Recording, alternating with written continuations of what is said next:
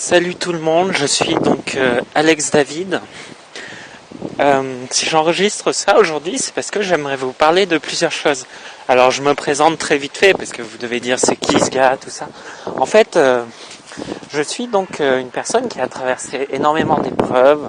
Je suis passé par beaucoup de choses et j'aimerais maintenant partager ça avec vous.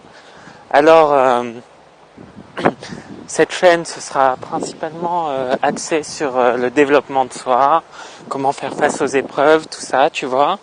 Et donc, ce sera principalement du format podcast, parce que c'est un format qui me plaît. Je trouve ça cool de pouvoir écouter ça le matin, dans les oreilles, tout ça. Donc, le premier sujet de cette première vidéo sur ma chaîne, aujourd'hui, c'est l'équilibre. J'aimerais vous parler d'équilibre parce que je trouve que c'est quelque chose qui manque dans nos vies. Je trouve qu'en fait, beaucoup de personnes cherchent à atteindre des buts, cherchent à atteindre certaines choses et elles n'y arrivent pas parce qu'elles sont persuadées qu'elles pourront pas être bien avant d'avoir atteint leur but, alors qu'en fait ça marche pas dans ce sens-là, ça marche dans l'inverse. C'est-à-dire que tu peux pas te concentrer sur tes buts et les atteindre si t'es pas bien à l'intérieur de toi-même et à l'extérieur, mais quand même principalement à l'intérieur. Alors pour moi, il y a un équilibre ultime. Il y a un équilibre ultime que beaucoup n'ont pas ou cherchent à avoir, mais sans vraiment savoir ce que c'est. Enfin, tu vois. Et en fait, c'est l'équilibre de physique, mental et spiritualité. C'est vraiment, vraiment très important. C'est physique, mental et spiritualité. Je m'explique. Physique, c'est savoir prendre soin de son corps afin de s'aimer, être capable de se regarder dans la glace et dire je suis beau. C'est un peu prétentieux dit comme ça, mais en fait, il y a par exemple un auteur que moi j'aime beaucoup qui s'appelle Wayne Dwyer. C'est un auteur conférencier très connu aux États-Unis qui était professeur avant, puis un jour il a décidé de tout lâcher pour partir sur la route, écrire des livres et faire des interviews auprès des journaux locaux pour vendre ses livres plus ou moins. Et maintenant c'est un des auteurs les plus lus aux États-Unis et même dans le monde. Et c'est quelque chose que c'est un parcours qui me touche. Et donc cet auteur il dit que notre corps c'est simplement une enveloppe, c'est simplement l'enveloppe de notre âme. Il entend par là que si vous avez, mais c'est plutôt connu d'ailleurs comme métaphore, mais si vous avez une voiture et que vous en prenez pas soin, ça va être dur d'avancer. Si vous avez une voiture et que vous devez affronter le monde, vous devez emprunter le long chemin de la vie avec une voiture qui ne vous plaît pas, que vous n'aimez pas, ça sera très compliqué d'avancer. Alors voilà pourquoi il faut un minimum aimer son corps, aimer dans quel véhicule on se trouve et en prendre soin. Alors la deuxième partie de ce fameux équilibre dont je voulais vous parler aujourd'hui, c'est le mental. Alors le mental, c'est quelque chose, souvent, soit les gens l'ont totalement, soit les gens ne l'ont pas du tout. Très souvent, c'est difficile d'avoir un entre-deux. Souvent, les gens qui sont très mentaux et les gens qui sont très spirituels se font pas un peu la guerre, mais se considèrent comme différents. Et en fait, c'est pas tellement le cas. Le mental, c'est ce qui va vous permettre de mettre en place des stratégies. Les personnes qui sont très mentales, si je puis dire, les personnes qui prévoient tout à l'avance, vous savez, ces personnes qui organisent tout toujours à l'avance. Alors des fois, il y a différentes raisons, hein. Soit parce qu'elles ont peur de louper quelque chose, elles ont peur qu'il leur arrive quelque chose, soit parce que elles pensent que c'est comme ça qu'il faut faire, et des fois, tout simplement, elles ont été élevées comme ça. Il y a rien d'autre à dire, quoi. C'est quelque chose de bien, mais souvent elle contrebalance pas avec la spiritualité, mais je vais vous en parler après. En fait, le mental, c'est ce qui va vous permettre, et là je m'appuie encore une fois sur Wayne Dwyer. Je pense que dans ce premier épisode, je vais beaucoup m'appuyer sur Wayne Dwyer, c'est parce que j'ai lu un livre de lui il y a pas longtemps, du coup je suis à fond dedans.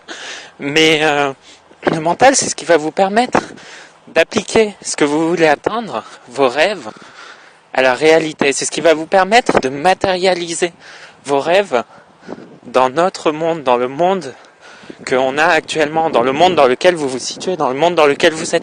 En fait, vos rêves, ils existent, ils sont matérialisés, seulement c'est qu'à l'intérieur de vous. C'est sur le plan spirituel. Et le mental, c'est ce qui va vous permettre de les matérialiser sur le plan du monde actuel, sur le plan physique, si vous préférez, pour parler très concrètement. En fait, le mental, c'est mettre en place des stratégies afin de matérialiser vos rêves sur le plan physique. C'est à ça que ça sert. Et très souvent, en argument contre le mental, on a des gens qui nous disent, par exemple, le fameux « oui, mais moi je suis un artiste, je suis pas un homme d'affaires ». Je suis un artiste, je suis pas un homme d'affaires, donc je vais pas mettre en place des stratégies qui vont me permettre de développer mon art. Mais les gens qui disent ça, en général, ils voient pas ça comme une façon de développer leur art, ils le voient comme une façon de le brider. En bref, la stratégie, c'est quelque chose qui vous aide à matérialiser vos rêves qui sont déjà en vous sur le plan physique. Donc, concrètement, à faire qu'ils arrivent, qu'ils se concrétisent. Donc, c'est super important. Maintenant, le spirituel. Le spirituel, alors c'est très vaste quand je dis oui, la spiritualité. Il y a énormément de façons de voir la spiritualité. Mais pour moi, la spiritualité, et là ça n'engage que moi, mais je vous donne ma perception des choses, c'est comment vous êtes relié au monde qui vous entoure. Je m'explique. C'est comment vous ressentez les choses, comment vous interprétez les signes, parce que je pense que la vie est faite de signes, énormément. Comment vous vous comportez avec les personnes et comment vous sentez les choses autour de vous. Comment vous sentez les atmosphères. Comment vous créez une atmosphère par la suite. Parce que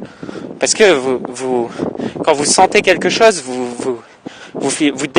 enfin je veux dire, si vous sentez quelqu'un qui dégage quelque chose, ça veut dire que vous aussi vous dégagez quelque chose. Forcément, c'est évident. Voilà donc ce qu'est la spiritualité pour moi. Il faut que vous vous dirigiez vers vos objectifs. Vous ne pouvez pas être une personne spirituelle si vous faites un truc que vous aimez pas, j'allais dire qui vous casse les couilles.